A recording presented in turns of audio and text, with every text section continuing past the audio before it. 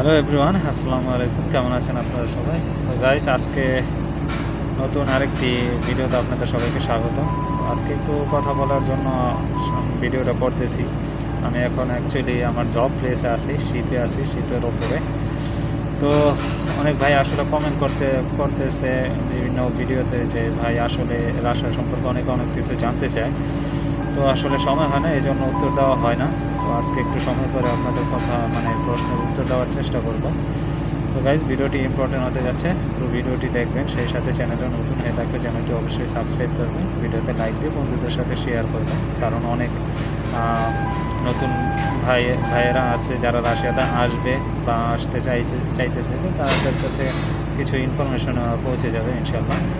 তো guys, actually অনেকে জানতে চায় মেইন সমস্যা যেটা, রাশিয়াতে শীতের অবস্থা কেমন এখন। গাইজ, এখন রাশিয়াতে শীত আসলে খুবই বেশি, এখনও অনেকটাই বেশি। কারণ এখন সবসময় আপনার রাতে বা সকালের দিকে -30 35 ডিগ্রি পর্যন্ত ওটা ফিলস লাইক 40-45-এর মতো যায়।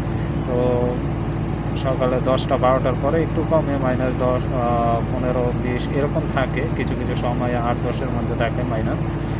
তো বলতে গেলে এখন শীতই, কোনো গরমের কোনো ইয়ে নেই আপনার, নাই বললেই চলে। সারাদিন রাত সবসময় শীত, ডিপ ফ্রিজের চাইতেও বেশি ঠান্ডা। তো আমি এখন যেখানে বসে আছি এখানেও আসলে অনেক গরম। তো আমি একটু সাইডে আছি, যেহেতু আপনাদের সাথে কথা বলতেছি এই জন্য সাইডে আশেপাশে কিছু দেখাচ্ছি না।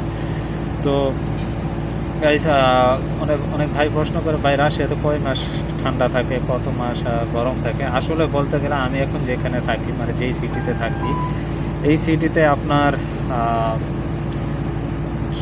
ঠান্ডা থাকে আপনার প্রায় বলতে গেলে 9 থেকে 10 মাসের মতোই। মাঝখান দিয়ে 1 থেকে 2 মাসের মতো একটু গরম কি আপনার এখানে গরম বলতে গেলে তাপমাত্রা আপনার 10, 12, 15, 16 এরকম, 20-এর নিচে থাকে।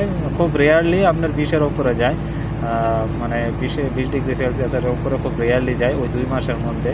কারণ আমি থাকি ভ্লাদিভস্টক স্টেটে।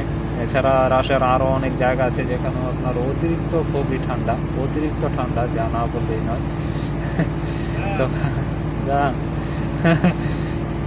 তো আমার যে কলিগেরা আসলে ডাকতেছে। তো আমি সাইডে বসে আছি, আপনাদের সাথে কথা বলতেছি, ও বলতেছে, আমি ভিডিও করতেছি। তো গাইস, এখন আরও কিছু প্রশ্ন, যে শীতের সময় আসলে কীরকম জামা কাপড় পরে। এই যে দেখতেছেন আমি পরেছি, আসলে এর থেকেও আরও ভিতরে কিছু পরে যখন আরও বেশি ঠান্ডা পড়ে। তো আমি এখন যেগুলো পরছি আসলে এই যে দেখতেছেন, এটার নিচে আরও প্রায় 4টা-5টা সোয়েটারই আছে, আমাকে দেখে বুঝতেছেন কতটুকু খুলে আছে।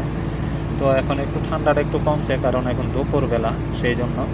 তো হাতে হ্যান্ড গ্লোভস, পায়ে বোট জুতা, আপনার খুবই ভারী জুতা, তারপরে সব কিছু আপনার এই যে দেখতেছেন আমার প্যান্ট, এগুলো সবই আপনার এরকম। তো এটাই গাইস, শীত সম্পর্কে যা বললাম আর কি। শীত এখানে অনেকটাই বেশি এখন। তো যারা দেশ থেকে আসবেন তারা অ্যাকচুয়ালি, যাদের ঠান্ডা বা অ্যালার্জি জনিত সমস্যা, তারা একটু নিজেদের চেক আপ করিয়ে আসবেন, আর প্রস্তুতি নিয়ে আসবেন ঠান্ডার জন্য। কারণ ঠান্ডা এখানে অনেকটাই বেশি। ঠান্ডা থেকে নিজেদের বাঁচিয়ে রাখতে হবে, যতটা প্রোটেকশন আছে সব কিছুই ইউজ করতে হবে, ব্যবহার করতে হবে। তাহলে ইনশাল্লাহ সবাই ভালো থাকবে, কাজকর্ম করতে পারবে, সেটা সমস্যা হবে না। প্রোটেকশন হইতেছে আপনার সবচেয়ে বড় জিনিস। তো গাইস, যারা ভিডিওটি দেখতেছেন তাদের অসংখ্য ধন্যবাদ। ভিডিওটা অবশ্যই লাইক দিবেন। সেই সাথে আপনাদের যারা আমাদের চ্যানেলে সাবস্ক্রাইব করে রাখছেন অলরেডি, তাদেরকে অসংখ্য ধন্যবাদ। আমার চ্যানেলে প্রায় 1100 সাবস্ক্রাইবের মতো হয়েছে, প্রথম 1000 সাবস্ক্রাইবার পূর্ণ হয়েছে। আমি আসলে সময় পাই না সবসময় ভিডিও বানানোর। তো আপনাদের অসংখ্য ধন্যবাদ আপনাদের সাপোর্টের জন্য। ইনশাল্লাহ আরও সাপোর্ট করবেন আমি চাই। তো এটাই আপনাদের কাছে প্রত্যাশা। আর ভিডিওটি অবশ্যই শেয়ার করবেন বন্ধুদের সাথে। তো রাশিয়া সম্পর্কে হয়তো অনেকে জানতে চায়, তাদের কাছে ইনফরমেশন পৌঁছাবে ইনশাল্লাহ। আর এখন অনেক ঠান্ডা, আসলে আমি মোবাইলটা ধরে রাখতে পারতেছি না ঠান্ডার কারণে হাতে। তো আরও যদি আপনাদের কিছু জানার থাকে ভিডিওতে কমেন্ট বক্সে অবশ্যই জানাবেন, আমি সময় করে ইনশাল্লাহ আপনাদের উত্তর দেওয়ার চেষ্টা করব। তো ভালো থাকবেন গাইস সবাই। আসসালামু আলাইকুম। আজকে পর্যন্ত।